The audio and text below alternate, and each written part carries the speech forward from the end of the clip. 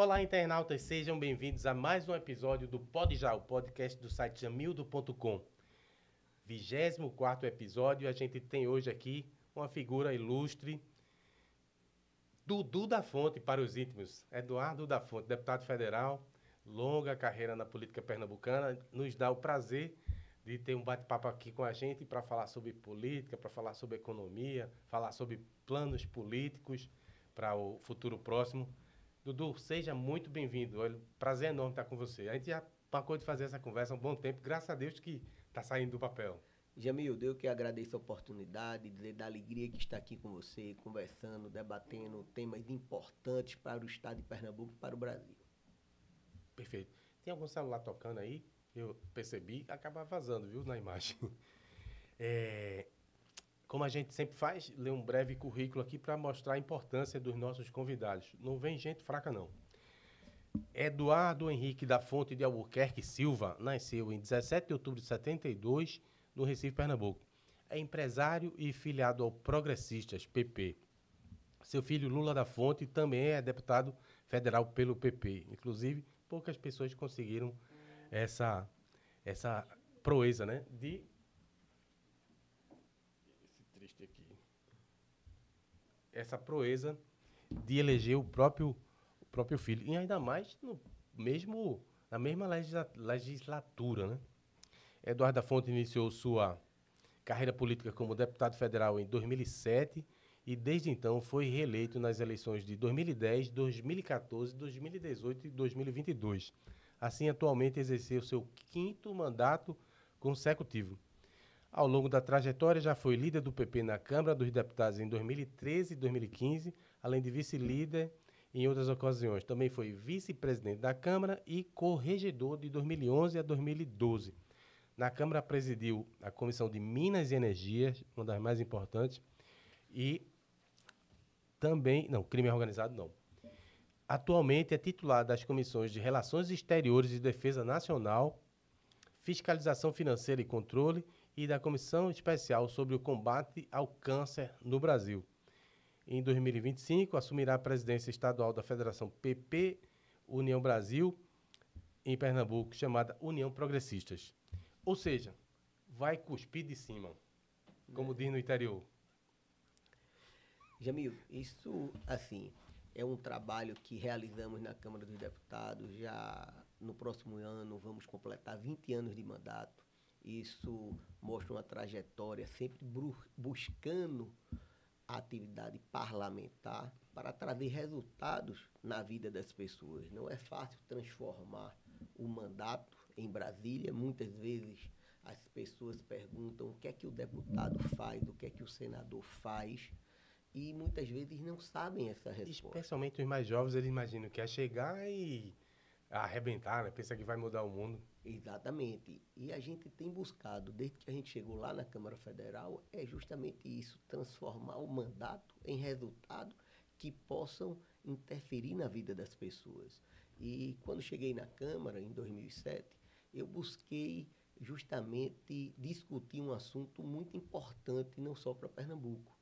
Por que as distribuidoras de energia elétrica faziam tantos absurdos com os consumidores? Quando a gente chegou lá, a CELP tinha uma delegacia de polícia dentro das suas instalações, invadia as casas das pessoas, cortavam a luz arbitrariamente, as tarifas subiam de forma desequilibrada em relação ao orçamento familiar, e a gente buscou justamente, através do mandato parlamentar, buscar uma explicação em relação a isso. Só um parênteses aí. Talvez isso tenha acontecido porque lá atrás, no tempo que ela era estatal, era tudo função do Estado, né? Mas já foi depois da privatização.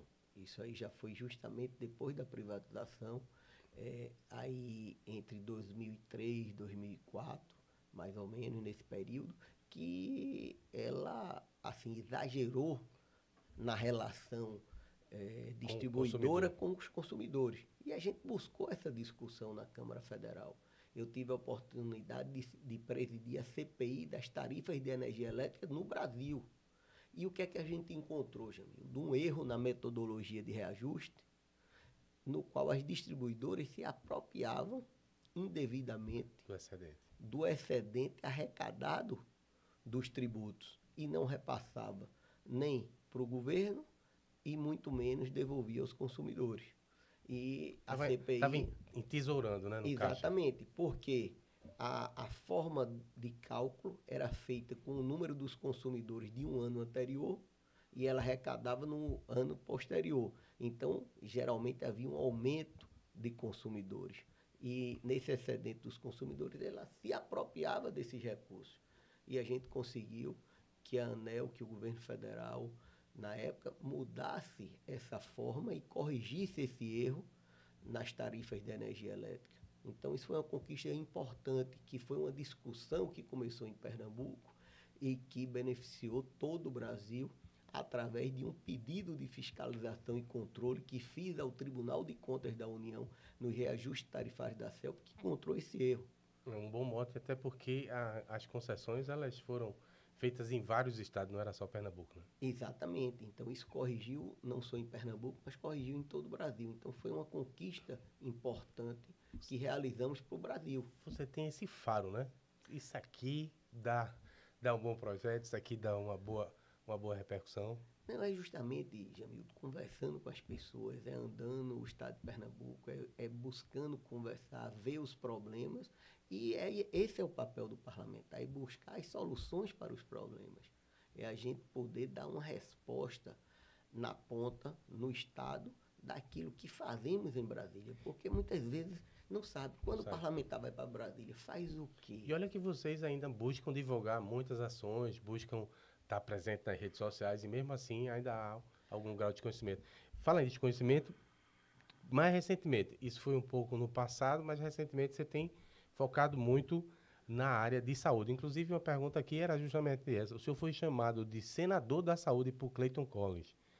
A candidatura já está confirmada, mas você pode deixar parte do Senado mais na frente.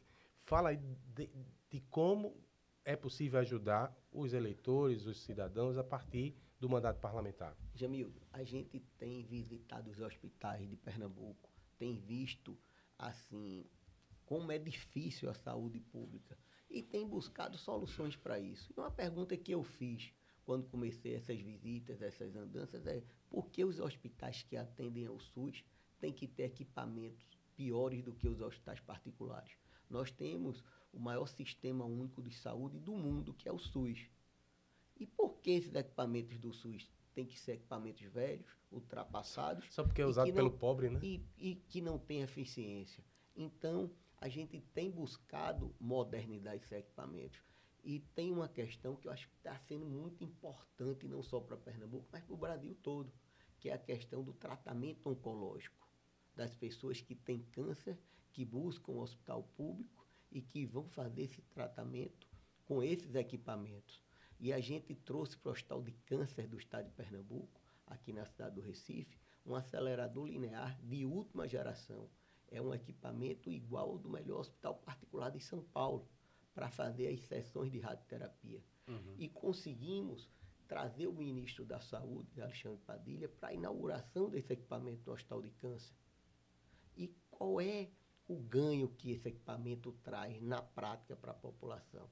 Você veja, a gente, através disso, estamos levantando uma campanha para todo o Brasil para que a gente possa aposentar os aparelhos de radioterapia que são à base de cobalto. Por quê? Esses equipamentos, Jamil, de cobalto, eles, num tratamento, por exemplo, de um câncer de garganta, eles queimam a pele por dentro, as células por dentro, e queimam a pele por fora. Ou seja, dificilmente um paciente termina um tratamento desse, porque ele é muito doloroso. E a eficiência... Vira churrasco. E a eficiência, Jamildo, é muito baixa.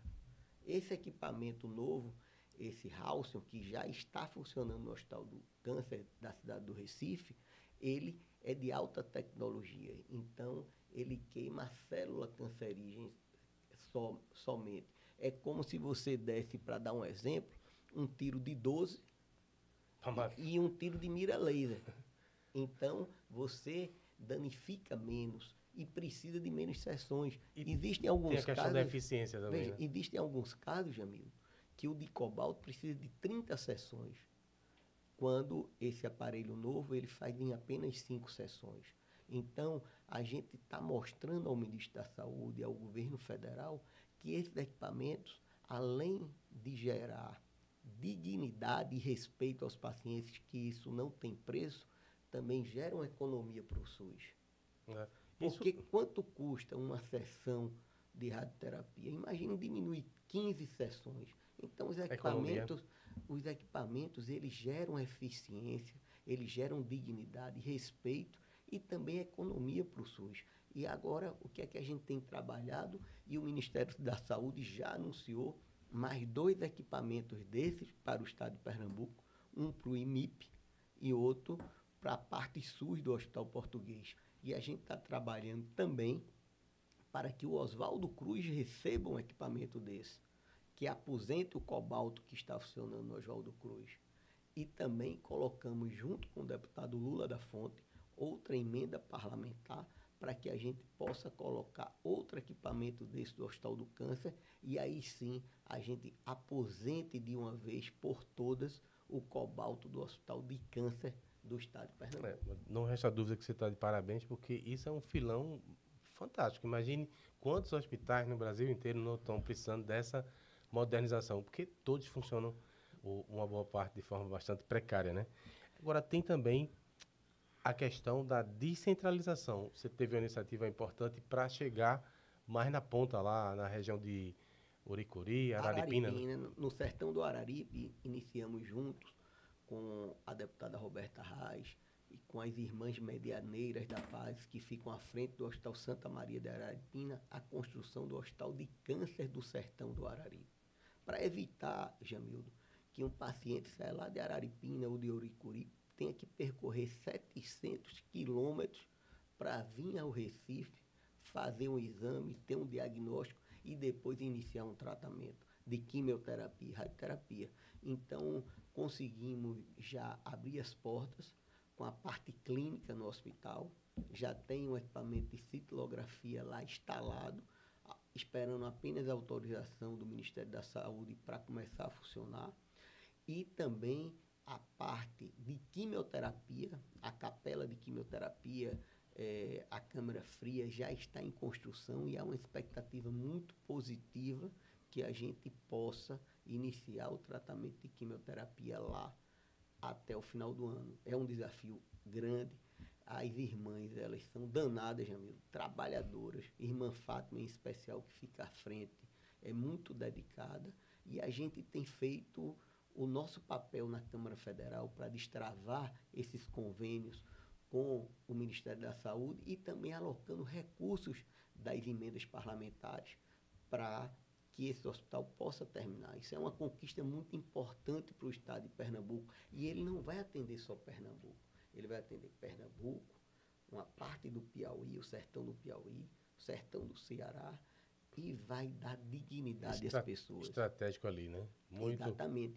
E a gente conseguiu, junto com o deputado Lula da Fonte, junto com a bancada de deputados estaduais do nosso partido, alocar esse ano mais 5 milhões de reais para que essas obras possam terminar e também outros equipamentos que são importantes também cheguem para que o hospital possa, de fato, atender, diagnosticar e iniciar o tratamento oncológico no sertão do Araripe, no estado de Pernambuco. Só para entender, a União faz algum investimento direto ou é só as emendas? E a Prefeitura tem alguma participação, dá alguma contrapartida? E mais uma questão importante, com a descentralização, ótimo, a gente vai dar dignidade às pessoas, mas vocês vão ter médicos, porque uma grande dificuldade do Brasil é essa chegada à oferta de médicos mais descentralizada, longe das capitais, né? Isso é uma questão importante e por coincidência, uma coincidência muito positiva, Araripina tem uma faculdade de medicina. Então, isso vai facilitar que os médicos se formem na cidade e tenham oportunidade de trabalho lá também. Uhum. Então, esses recursos são através de doações, Jamildo. Tem várias pessoas fazendo doações para a construção do Hospital de Câncer do Sertão do Araripe. E aqui aproveitar a oportunidade para incentivar que mais pessoas possam fazer essas doações também, procurar o Hospital de Câncer do Sertão do Araripe, para que possam fazer essas doações. São emendas parlamentares que alocamos para lá, também apoio do governo federal e do governo estadual. Estamos buscando unir todas as forças, juntamente com o prefeito Avilado Mateus, para que a gente possa concluir a construção desse hospital, que é uma conquista muito importante, porque o que a gente tem defendido, Jamildo, a interiorização da saúde, ela é muito importante, primeiro, porque os pacientes vão ter condições de terminar os tratamentos. Começar e terminar. Começar e terminar, ter mais cura, gerar mais dignidade. Fazer um tratamento desse já é tão difícil. Mas fazer perto de casa, ele acalenta, diminui as dificuldades perto da família. Porque imagine, vir de lá, ficar aqui numa casa de apoio, fazer um tratamento desse, é um sofrimento muito maior.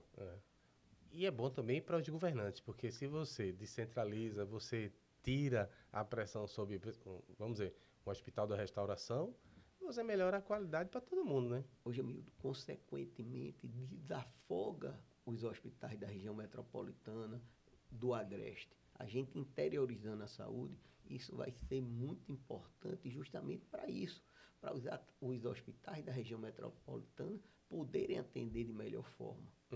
Não ficarem superlotados, não ficarem tão congestionados. Então, isso é importante, é interiorizar a saúde. Hoje a gente tem tecnologia para isso, a gente tem condições de fazer isso, e é isso que a gente tem defendido, a interiorização da saúde, a melhoria dos equipamentos da saúde pública e a valorização também dos profissionais de saúde no estado de Pernambuco.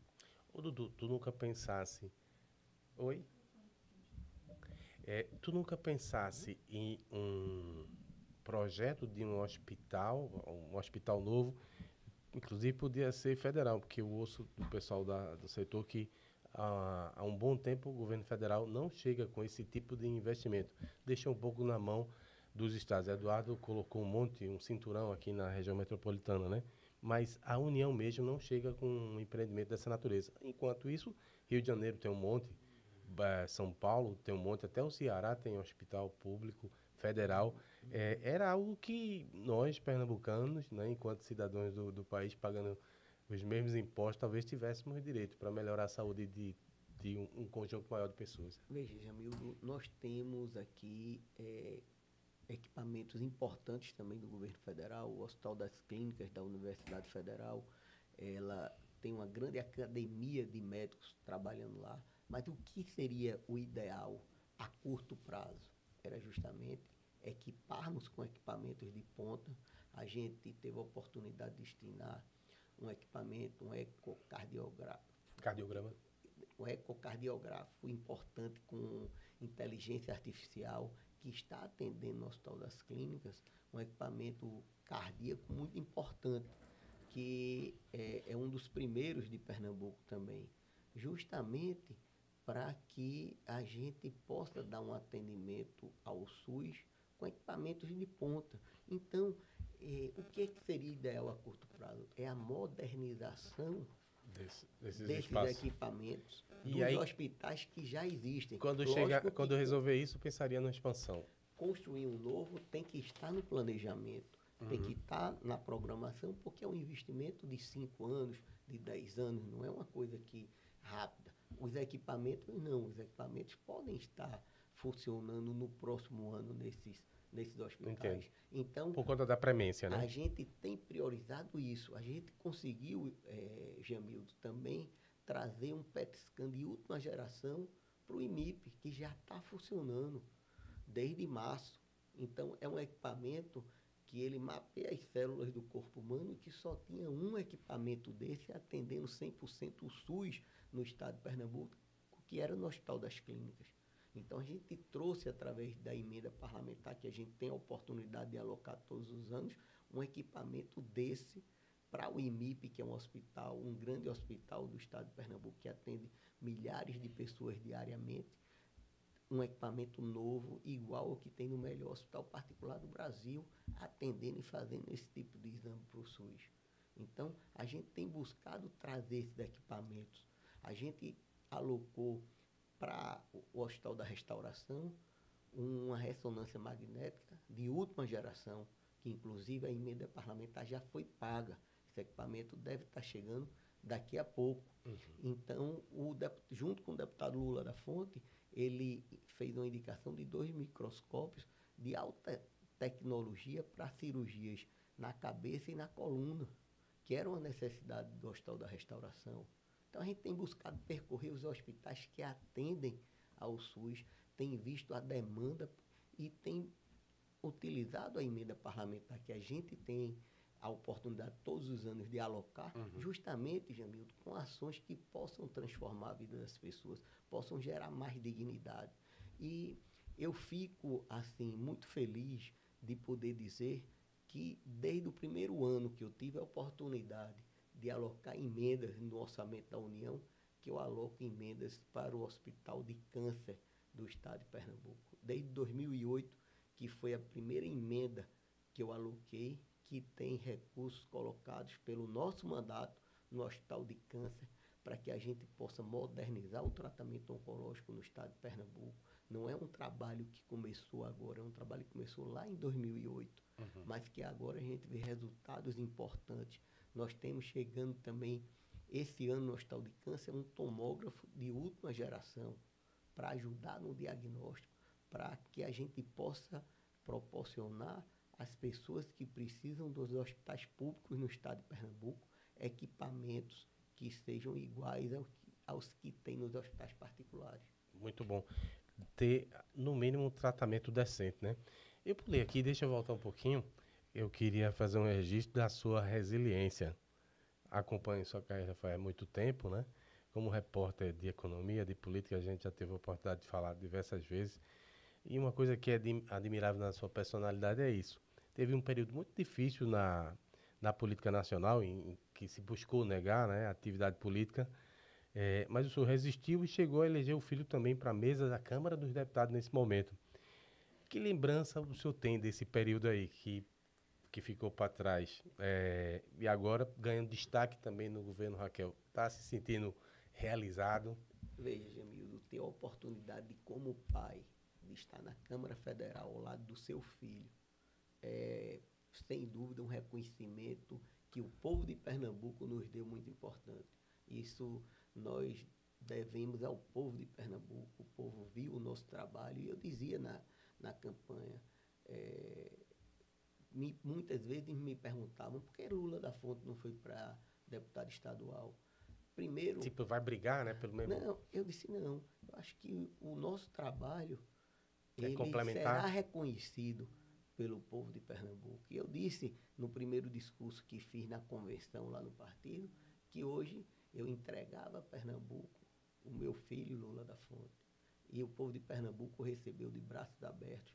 Ele está fazendo um grande mandato na Câmara Federal. Ele hoje ocupa a 2ª secretaria da Câmara Federal, da mesa diretora, é o deputado mais jovem a ocupar uma cadeira na mesa diretora da Câmara Federal. O presidente Hugo Mota deixou a presidência da Câmara com ele por 4 dias. Ele assumiu a presidência da Câmara dos Deputados. E eu tive a semana passada um dos momentos, Jamildo, também de maior alegria. Como pai, como parlamentar também. Porque conseguimos derrubar o veto do presidente Lula. Do IOF? Não,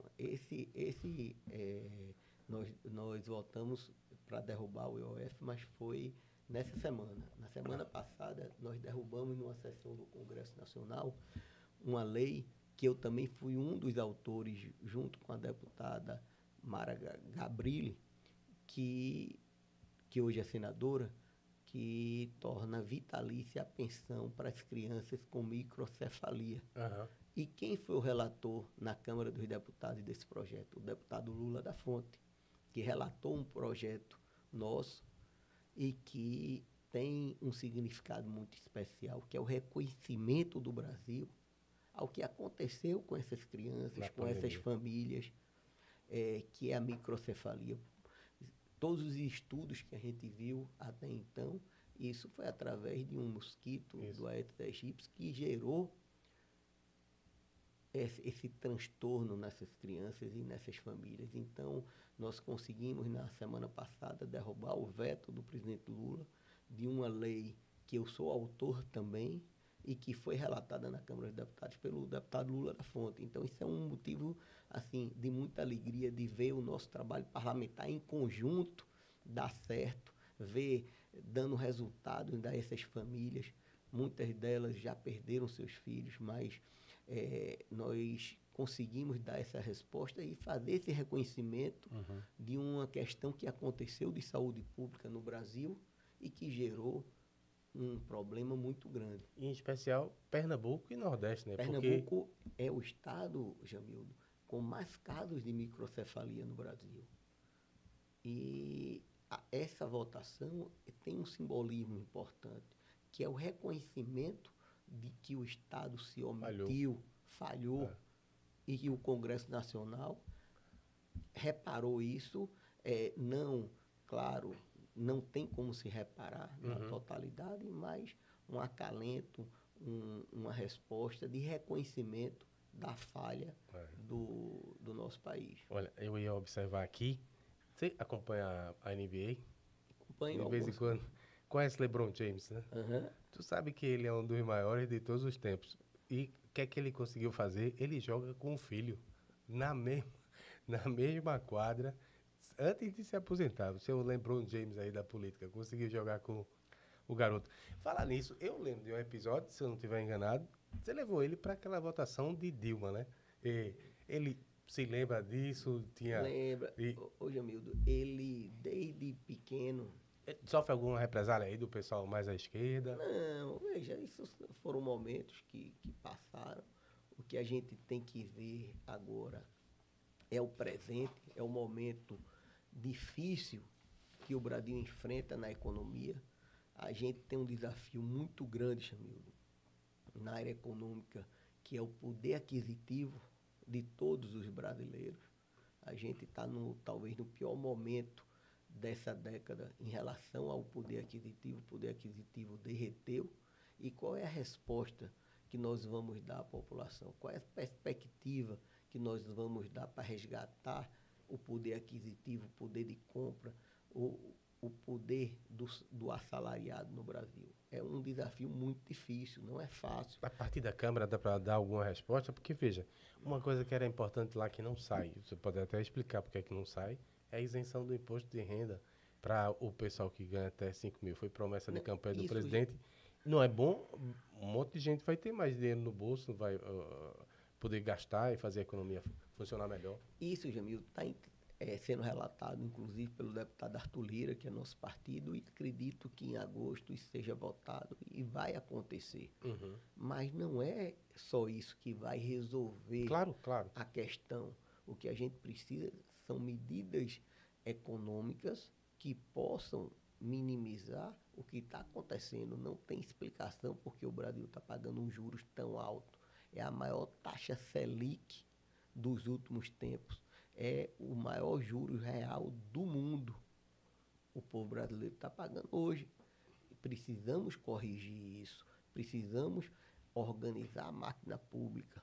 O governo precisa entrar com algumas contrapartidas para que a gente possa ir reduzindo a taxa de juros. Não dá para entrar em confronto com o mercado como o governo entrou. E eu defendi desde o início uma reformulação do Banco Central. Inclusive, eu tenho um projeto tramitando, porque o Copom foi criado através de uma lei complementar. E não pode ser através de um decreto, desculpe. E tem que ser regulamentado através de uma lei complementar. Então, precisamos corrigir isso, mas isso não é o que está prejudicando. Hoje é a política econômica do governo federal que precisa ser corrigida. E a gente precisa dar uma resposta à população. A população não aguenta mais perder o poder de compra. Então, a gente tem que ter muita cautela, muita resiliência e dar resultado. A gente não pode achar que isso não está acontecendo na vida das pessoas. É. Então, É perfeito. O Ciro Nogueira, a gente está falando de política nacional, né? Tem se reunido muito com o Bolsonaro. Tá certo que o seu partido vai lá arrumar com o Bolsonaro e vai. veja, essa discussão, Jamildo, vai ficar para o próximo ano. Nós hoje fazemos da maior federação do Brasil, conseguimos unir o Progressistas com a União Brasil, na denominada União Progressistas. Isso é o maior instrumento de força política que eu vi no Congresso Nacional nos últimos 30 anos. Então, o que é que isso vai gerar aí? Uma expectativa muito positiva nas eleições do Congresso Nacional, tanto da Câmara dos Deputados como do Senado Federal, uma expectativa que a gente possa eleger em torno de 150 deputados federais no Brasil. Hoje temos 106 na bancada da União Progressista. Isso gera uma expectativa muito positiva. Mas essa discussão de presidente da República, se vamos ter candidatura própria ou se vamos apoiar A ou B, vai ser feita no momento certo. Eu acho que é mal de Eduardo. Eduardo Campos era a mesma coisa. A gente só discute eleição, não anda eleição. Vai por debaixo do pano ou nos bastidores, a lenha come, Mas, né? amigo, Das negociações. isso é importante. A gente sabe que é um tema que a gente vai decidir no próximo ano. Agora vamos discutir até lá. Agora, Concordo. o que a gente não pode colocar na ordem do dia é a eleição nesse ano. Esse Para não ano, deixar atrapalhar o julgamento dos bons projetos, né? esse ano, o mais importante são as entregas à população. É a gente corrigir a questão econômica, tentar resgatar o poder aquisitivo da população, que hoje é, sem dúvida, o pior momento em relação, nos últimos 20 anos, em relação ao poder aquisitivo. O senhor citou aí já 3 vezes a questão do poder de compra. Não é, obviamente, um assunto que se resolva numa paulada só, mas, na sua opinião, o que é que falta para poder realmente fazer essa entrega? Veja, o governo tem que tomar medidas que permitam a redução dos juros da taxa Selic. Nenhum empresário consegue tomar dinheiro emprestado com esses juros que está aí. Ninguém consegue botar o Brasil para produzir com a taxa dessa. E, consequentemente, o que é que vai fazer com que a população resgate o poder de compra? É o Brasil crescendo de uma forma equilibrada, de uma forma responsável, para que a gente possa resgatar isso. Então, são várias medidas. O governo precisa ajustar as contas. A gente não pode estar pagando, hoje, em torno de 50% do orçamento do país de juros ou de pagamento da dívida. Eu já tenho me debruçado nessa questão, Jamildo, e visto e estudado 1% da taxa Selic varia de 80 a 99 bilhões. A saída do Campos Neto da presidência do Banco Central representou 3% da taxa de juros. Ele aumentou no dia que saiu 1%, precificou 2% nas 2 reuniões seguintes do Copom. Então, isso foi um desajuste do governo na transição do Banco Central. E custou quanto ao país? 240 bilhões, o que não foi investido em infraestrutura no país. Depois não sabe por que os hospitais estão como estão. Não, então a gente precisa corrigir a economia, a gente precisa arrumar as contas do governo para que a gente possa baixar a taxa de juros, botar o país para crescer, para gerar emprego e renda e resgatar o poder aquisitivo. É uma questão primordial para o Brasil e para o estado de Pernambuco. Tranquilo. Dudu, semana passada eu recebi aqui 2 empresários aqui do Porto Digital que falavam, entre outros problemas, da segurança, falavam na questão de falta de estacionamentos. Inclusive, eles dizem, cadê os deputados federais, cadê os vereadores, cadê o governo? Cadê o governo federal também, porque normalmente fica em foco a Prefeitura do Recife, porque está aqui mais próximo, né? Entre outros assuntos, eles disseram o seguinte, que estão preocupados que a reforma tributária ela extinguiu o ISS junto com o ICMS. E o ISS é a base da oferta de incentivos para o bairro, para as empresas digitais, né, que formam aqui esse ecossistema. Então, existe o receio que talvez desande porque coloca o que no lugar?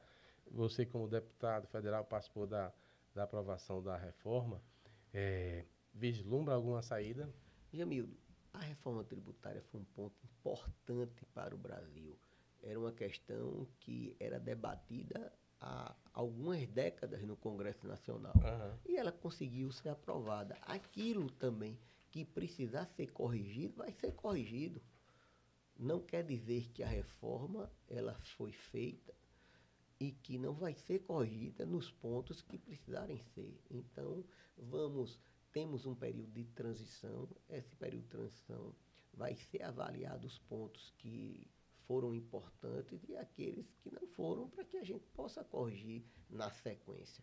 Então, eu não vejo assim, é importante a gente ter atenção, é importante que esse debate em relação a essas questões fiquem sendo discutidas para, de fato, se houverem necessidades de correção, o Congresso vai estar lá pronto para corrigir o que for necessário, não só em questões de ISS, mas como de todos os outros tributos. A gente sabe que o grande problema do Brasil é a quantidade de tributos que o Brasil tem. A dificuldade que se tem toda empresa para ter a questão fiscal em dia é um custo enorme no orçamento da empresa, porque aí é imposto municipal, estadual, federal e internacional. Então, a reforma tributária, ela serve para enxugar essa máquina tributária e que vai ser corrigida também permanentemente. Não quer dizer que esse modelo seja um modelo ideal. Perfeito. Agora, sabe uma coisa que não paga nem imposto? É acompanhar o site jamildo.com. Pode já, se você... E eu acompanho diariamente, Boa. Algumas vezes por dia. Que bom. Inscreva-se no canal, dê um like aí na página e toque o sininho para receber as notificações quando a gente colocar novos episódios no ar. Todo sábado a gente coloca um episódio novo com uma figura, né, ímpar, uma figura de expressão na sociedade pernambucana e nacional. E é um prazer enorme fazer. Eu gosto que a gente tem que se dedicar a pesquisar um pouco e também contar casos, né? O bacana aqui do programa é que a gente pode ficar longe daquela loucura do celular, correndo e às vezes se agoniando, né? Porque aquilo é viciante. Dizem que é o vício moderno que mais leva as pessoas à depressão, à loucura, porque você acaba numa sofreguidão enorme. Mas você falava do site, a gente também está agora no YouTube. Tu sabe que eu sou um velho mostrado, eu tô com quase 10 mil já no TikTok. Você tá no TikTok? Tô também. Mas ainda... Vai me humilhar aí não, né? Não. Tá com quantos? Bem atrás. É sério? Ainda bem que eu fui humilhado. Porque eu fui perguntar a Marília aqui, quando ela veio conversar com a gente. Aí foi, não sei, 70 mil. Tá doce. Mas, Jamildo, outro ponto antes da gente de reformas importante, que é uma questão que a gente tem defendido, é uma questão que a gente tem atuado bastante e que é uma questão muito nova ainda para as pessoas, mas que a gente tem que aproveitar essa oportunidade para falar também, é a questão do autismo. Sim.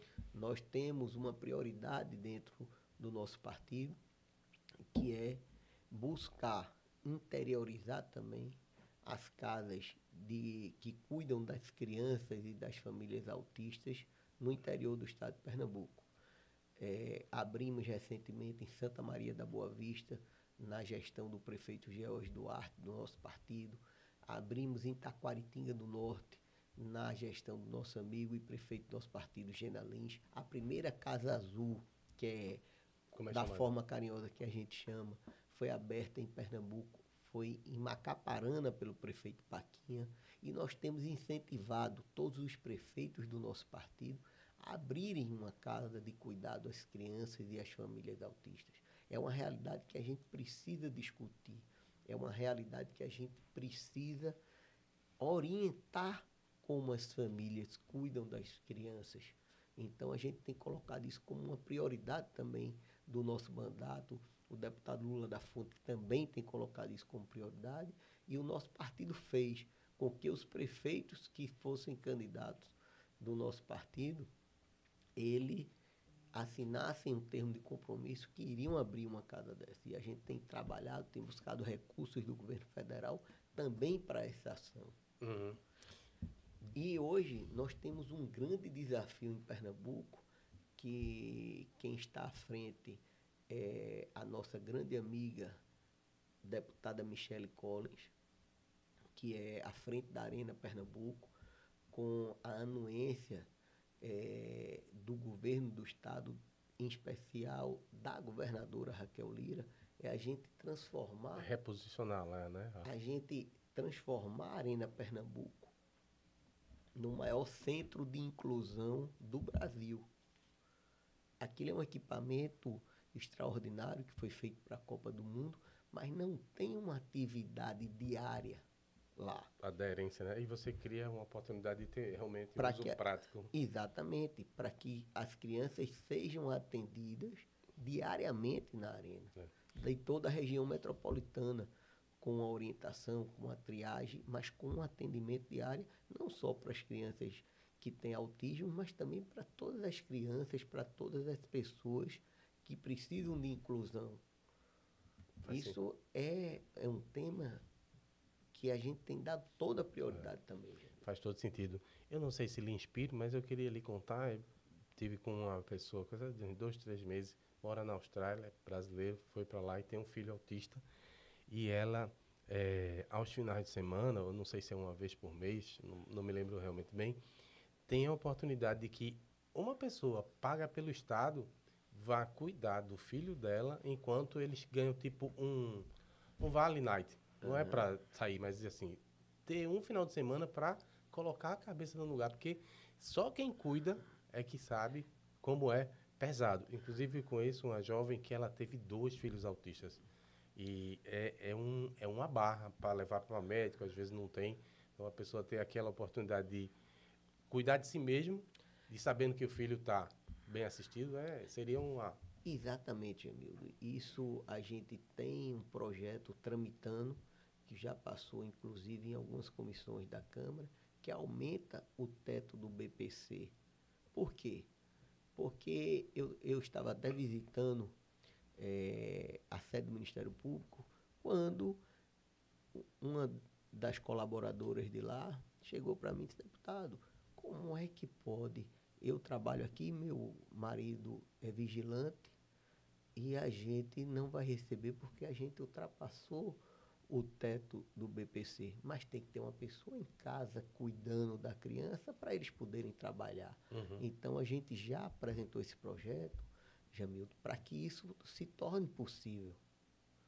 E esses cuidados nas casas de inclusão, eles justamente cuidam das crianças e das famílias, orientam as mães, mostram que as crianças podem ter um convívio normal, desde que sejam assistidas, orientadas, e os resultados são muito positivos.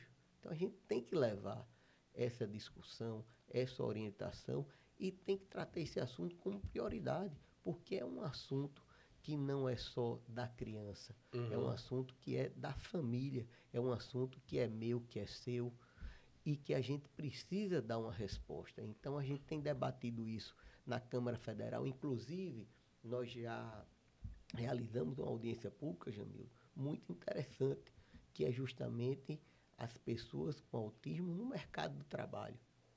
Então, a gente discutiu esse tema lá. Existe muito preconceito, né? Não, existe preconceito, mas, assim, falta de conhecimento.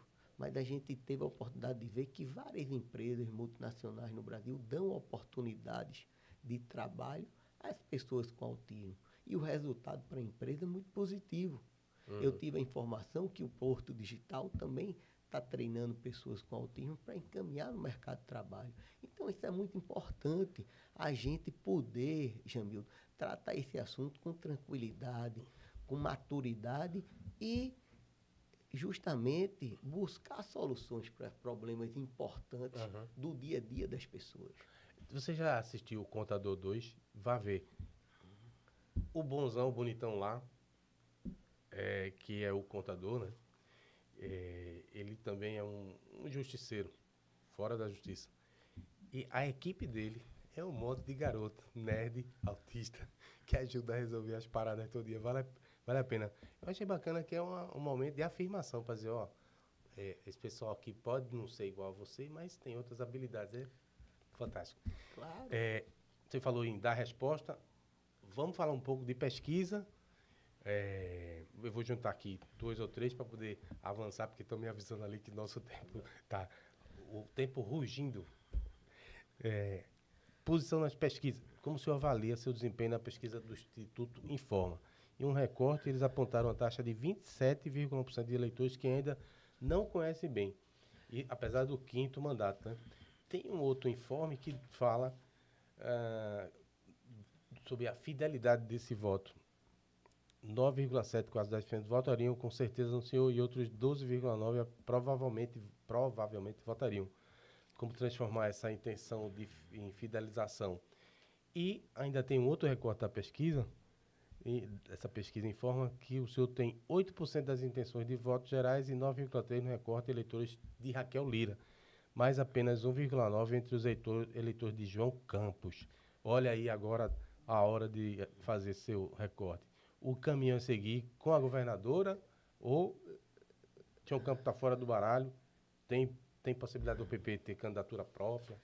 Veja só, Jamildo, as pesquisas elas servem nesse momento para que a gente possa refletir, para que a gente possa encaminhar e justamente o que é que a gente tem buscado. A gente tem buscado mostrar aquilo que a gente tem feito ao longo desse período que estamos na Câmara Federal, com entregas, com resultados, transformando um mandato em soluções para a população. Uhum. E isso é uma expectativa muito positiva. A gente viu uma série de pesquisas que saíram com 2 dias de diferença, assim. A da CBN recente, do Simplex, também foi muito boa para você. Muito boa. Teve também a do blog do Magno, do Instituto, do blog do Instituto Opinião, também, que deu um posicionamento na gente com 2 dígitos também, já na pesquisa, e com atuação no Agreste, sendo a região, juntamente com a Mata, a região metropolitana, onde a gente tem uma maior penetração. Sim. Mas justamente mostrando resultados, entendeu, Jamildo? Isso é que é importante. A gente vê, eu ainda não disse ao Estado de Pernambuco que sou candidato, porque estou construindo a candidatura. Uhum. Essa candidatura ao Senado tem que ser uma candidatura natural, alicerçada, com um conjunto de atores políticos que o nosso grupo representa. Hoje nós temos na Assembleia Legislativa 8 deputados estaduais do nosso partido, com mais 3 que estão em outros partidos, ou seja, dos 49, nós largamos com 11 deputados estaduais no time, largamos com mais de 5 deputados federais, com um conjunto de mais de 40 prefeitos que estão nesse time também. Então, isso é uma construção coletiva em todas as regiões do estado de Pernambuco e que a gente tem que apresentar à população justamente qual é o papel do senador, uhum, qual é o resultado que o deputado Eduardo da Fonte deu ao estado de Pernambuco através do mandato parlamentar. Essa parte que fala que não é conhecido... É natural, Jamildo. Quando a gente vê o conhecimento, tem um dado interessante que eu observei nessa pesquisa, que você fala aqui, e isso foram pesquisas qualitativas isso, que deram essa resposta. Existem no cenário político o deputado Eduardo da Fonte, no qual disputou 5 eleições de deputado federal. Existe o deputado Lula da Fonte, que é deputado federal também, e existe Dudu da Fonte, que o pessoal pensa na pesquisa qualitativa que é uma terceira pessoa. Sério? Sério. Então, se você observar... Tem trabalho de marketing para agregar, não, né? Se você observar aqui na sua pesquisa... É porque não está aqui, não. Não, mas nesse... Cadê o que você mostrou aqui? O eleitor... De Raquel e de João? Não, de João Campos. Nesse item aqui, 1,9, eu observei com atenção ao invés de Eduardo da Fonte, colocam Dudu da Fonte. Então, isso parece ser uma terceira pessoa. Vocês perguntaram em cima, Eduardo da Fonte. Na hora de fazer essa pergunta, perguntaram Dudu da Fonte. Eu não sei se isso estava na pesquisa como Dudu, mas na matéria estava como Dudu. Então, há uma inversão aí também no resultado final da pesquisa que a gente... Com certeza que pode dar uma distorção. Pode dar uma distorção, que a gente observa.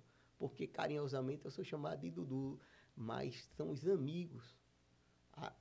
As 5 eleições... Mas o marketing pode juntar isso tudinho, né? Não, veja, isso é uma coisa que deu na pesquisa qualitativa, entendeu, Jamil? Assim, há uma diferença. A população pensa que é a terceira pessoa. E é isso que você me pergunta. Você no 5º mandato ainda tem 30% que não lhe conhece? É natural. Você prefere Dudu ou Eduardo? Então, É feito o cara que pergunta. Eu, quando fui disputar a primeira eleição... A gente faz teste AB para botar um título, sabia? Eu vou aqui... Esse aí é o seu teste AB. Vou lembrar aqui de um amigo seu, um jornalista. Quando eu fui disputar a primeira eleição, eu estava em dúvida se colocava Dudu da Fonte, assim, que é o apelido, ou Eduardo da Fonte. Aí estava conversando com o Inaldo Sampaio. Aí Grande Inaldo.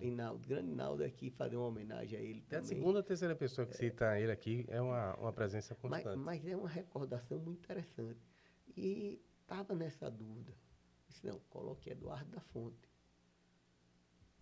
E é o nome parlamentar. E que está lá na urna, né? Exatamente. E das nossas campanhas.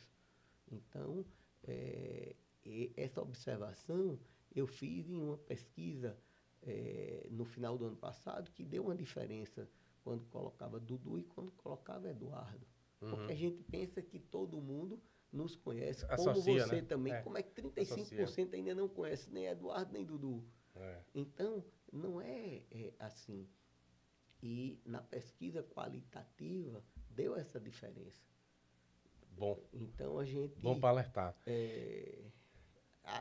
São coisas que são interessantes, que a gente tem que refletir, observar, para ver. Mas a candidatura ao Senado, Jamildo, é justamente uma construção natural que a gente tem feito ao longo desses 5 mandatos na Câmara Federal. Em outros momentos, eu já tinha pensado em ser candidato a senador, não foi naquele momento, mas está chegando. Agora está maduro. Está chegando, a gente tem um grande partido, a gente tem um grande time, a gente tem resultados que estão sendo entregues à população, resultados importantes na saúde pública, no autismo, de infraestrutura também nas cidades. Você pode chegar numa situação que não vou fazer não, já fiz, né? Não, exato, não dá mais para chegar, para o candidato chegar dizendo eu vou fazer.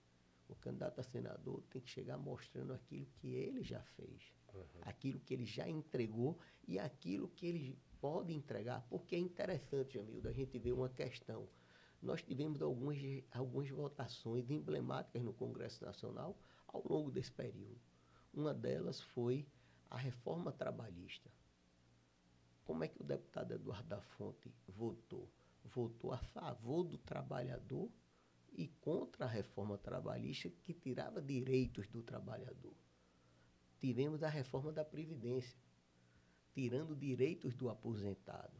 Como é que o deputado Eduardo da Fonte votou? Votou a favor dos aposentados e contra a reforma que tirava direito dos aposentados. Agora, recentemente, nesse mandato, teve uma votação emblemática, que o governo queria tirar direito das pessoas que usam o BPC. Como é que o deputado Eduardo da Fonte votou? Votou contra o governo para que não permitisse que as pessoas perdessem direito ao BPC. Então, é dessa forma que Eduardo da Fonte vai continuar votando no Congresso Nacional, vai continuar votando, Jamildo, de acordo com aquilo que a gente diz aqui no estado de Pernambuco. Eu não posso dizer uma coisa aqui e fazer outra lá diferente. Então, a população conhece o trabalho e aqueles que não conhecem, eu vou chegar junto, mostrar como foi a conduta, como foi os nossos posicionamentos ao longo desses anos no Congresso. Pois bem, Eduardo da Fonte, há quantas anda a eventual estratégia de atração de nomes para o PL, como se especulou Gil, Gilson Machado e Alberto Feitosa? Aquilo foi perua ou está mesmo aí ah, Veja, dentro das possibilidades para ampliar o seu grupo? o nosso partido ele tem grandes representatividades no segmento da direita. Nós temos a deputada Clarissa Tessio, nós temos o deputado pastor Júnior Tessio, o pastor Cleito Colles, o deputado Adalto Santos. Nós temos dentro do nosso partido parlamentares que se posicionam e que têm a sua ideologia respeitada e defendida dentro do nosso partido. E nós vamos continuar trabalhando, respeitando os posicionamentos. Nós conseguimos, na última eleição, ter um desempenho eleitoral extraordinário para o partido, com muita tranquilidade, com muito respeito às posições partidárias, às posições ideológicas dos nossos membros. E vamos continuar assim. Se, por um acaso, eles pretenderem, eu vou submeter o nome deles o partido, a executiva do partido, para a gente ter uma posição. Eu não sei se é uma solução ou é um problema, mas no caso de Gilson, ele é candidato declarado ao Senado. Você também tem essa pretensão. Dá para juntar os dois e aí a governadora poderia topar, porque ele de vez em quando faz crítica à governadora também. Veja, não fica complicado, não. Essa condução da majoritária é uma condução interna da federação.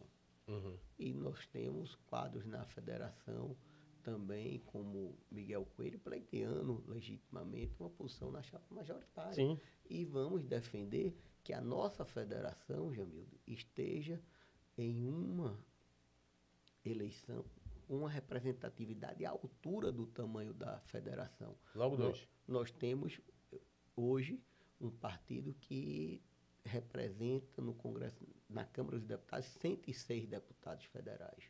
E isso serve para definir o tempo de televisão, isso serve para definir o tamanho da federação dentro também de uma eleição majoritária. Se os outros partidos têm 40, têm 30, têm 15, não pode ter a mesma representatividade do que tem 106. Então, nós hoje temos uma grande federação, com grandes quadros dentro da federação, que podem pleitear qualquer posição dentro de uma chapa majoritária. Mas haveria espaço para dois?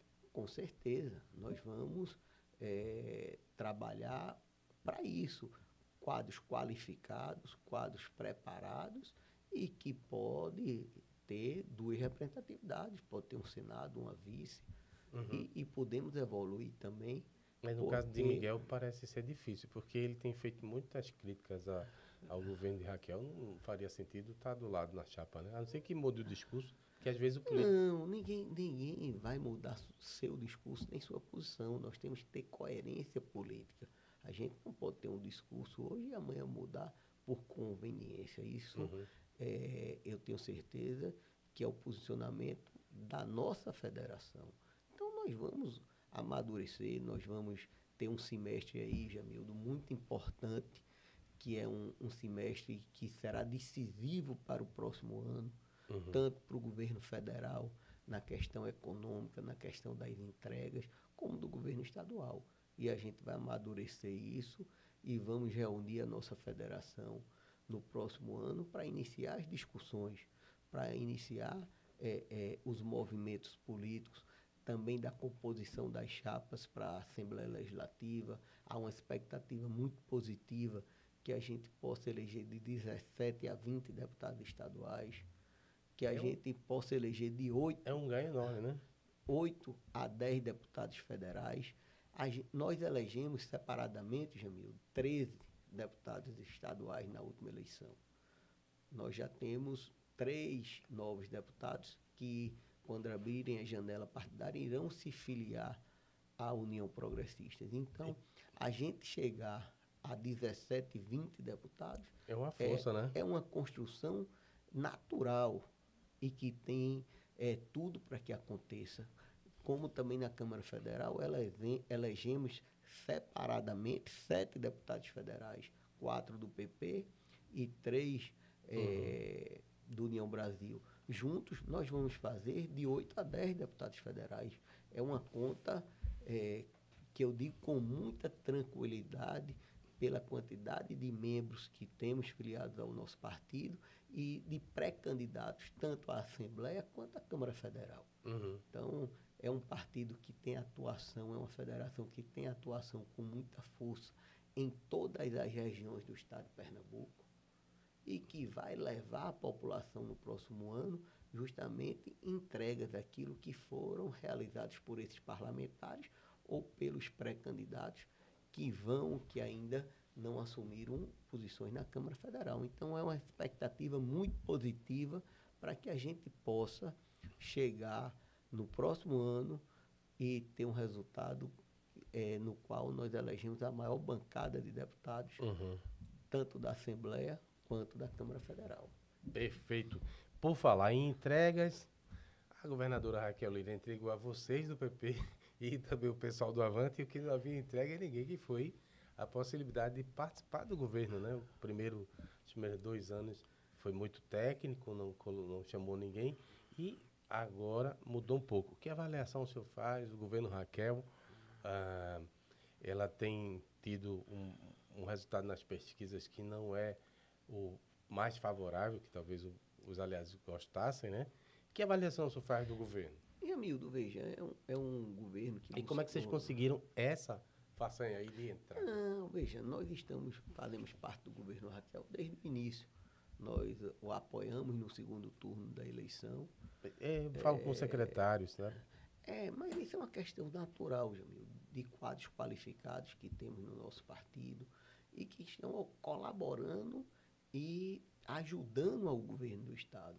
Nós temos a maior base de sustentação também na Assembleia Legislativa, que tem dado sustentação à governadora desde o início do governo.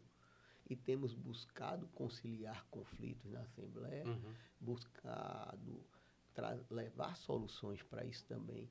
E é um semestre muito importante para o governo, é um semestre no qual ela vai mostrar entregas, precisa mostrar ao Estado aquilo que está fazendo, fazer uma grande prestação de contas para a população e fazer as entregas que estão aí sendo construídas. Então, é um semestre muito importante. Vai dar tempo de chegar mais forte em 26. Veja, ela precisa fazer essa prestação de contas, ela precisa mostrar ao Estado aquilo que ela está entregando. A comunicação do Estado, ela precisa chegar mais perto da população para que a população possa ter o conhecimento para avaliar. É aquilo que a gente falava da pesquisa, que você disse, 35% ainda não lhe conhece. Você está completando 20 anos na Câmara Federal, é uma pergunta interessante. Como também eu acredito que a população também não tenha conhecimento daquilo que esteja sendo entregue pelo governo do Estado. Então, ela tem esse desafio de se comunicar, de mostrar à população aquilo que ela está fazendo, para que aí sim a população possa avaliar. Porque a eleição, Jamil, só entra na ordem do dia realmente das pessoas. Daqueles meses lá, né? 26. Ali na segunda quinzena de setembro, na última semana. E já é mais ou menos assim, vou me livrar logo disso. Não, veja, é que entra na ordem do dia das pessoas. As pessoas hoje, elas estão preocupadas, Jamil, com o seu dia a dia, com os seus problemas diários. Hoje, o que com certeza está na ordem do dia das pessoas é o poder aquisitivo, assim, aquilo que ela tem no orçamento familiar e aquilo que ela consegue fazer com o orçamento familiar. Então, é a ordem do dia natural das pessoas. A eleição só vai entrar na ordem do dia lá na frente, mas a gente precisa chegar mostrando e prestando contas. O nosso patrão é o povo. Se a gente não prestar contas, não mostrar aquilo que a gente fez com a oportunidade que a gente teve, certo? Dança. Exatamente. Deixa eu lhe dizer o seguinte, agradecer a sua simpatia e humildade sempre, né? Generosidade com a minha pessoa. Pedir que o senhor dê o recado final Eu sou um apresentador fraco, entrevistador fraco, posso ter esquecido alguma coisa, então o que é relevante que eu não lhe perguntei e suas considerações finais, candidato, como o pessoal diz na televisão, para a gente concluir nosso episódio, agradecendo mais uma vez a simpatia e a generosidade com essa visita. Jamil, eu que agradeço a oportunidade de estar aqui, a gente fazer uma conversa tão tranquila, mostrando pontos importantes que a gente precisa. Nossos cabelos brancos. Já estamos amigos há algumas décadas, não precisa dizer quantas, né? Mas, assim, a gente poder conversar temas importantes é justamente a gente poder mostrar como a atividade parlamentar pode interferir na vida das pessoas, pode modificar a vida das pessoas, que não é fácil as pessoas entenderem. Então, a gente tratou aqui de temas importantes para o dia a dia das pessoas, da questão da saúde pública, dos equipamentos dos hospitais, do porquê a gente precisa mostrar que o SUS pode ter, sim, equipamentos iguais aos equipamentos que existem nos hospitais particulares do Brasil. Essa discussão é a discussão mais importante que a gente tem realizado no Congresso Nacional, é poder dizer ao SUS, mude os equipamentos que você vai ter economia. Primeiro que a dignidade, a cura e o respeito das pessoas não tem preço, mas esses equipamentos novos, modernos, vão dar também economia ao SUS e um tratamento mais digno às pessoas. Então, é uma discussão fundamental que estamos realizando no Congresso Nacional. A questão do autismo também é outra discussão muito nova para as pessoas, que muita gente não conhece, tem pouco conhecimento em relação, e quando é dado um tratamento, um acompanhamento com especialistas, a qualidade de vida não só da criança, mas da família melhora muito. Então, é outra discussão que a gente tem usado o Congresso Nacional para trabalhar. Essa questão da economia, essa discussão do poder aquisitivo é uma questão que a gente não pode deixar de lado, porque é uma realidade que está acontecendo na vida de todos nós. Então, a gente tem buscado justamente isso, usar o mandato parlamentar que o povo nos deu a oportunidade para transformar a vida das pessoas. Então, eu agradeço a oportunidade a você, a todos que fazem. Olha, isso ajuda também até o próprio governo Raquel, porque quando você vai olhar as pesquisas que falam dos setores que precisam de atenção, tem lá segurança e saúde, sempre rivalizando nos principais temas, né? Exatamente. Então, hoje, em alguns pontos, a segurança pública, ela é até mais forte nas pesquisas do que a questão da saúde, que é outro ponto fundamental e que não é só motivando a polícia. Eu tenho discutido muito, Jamil, desse ponto que você tocou agora.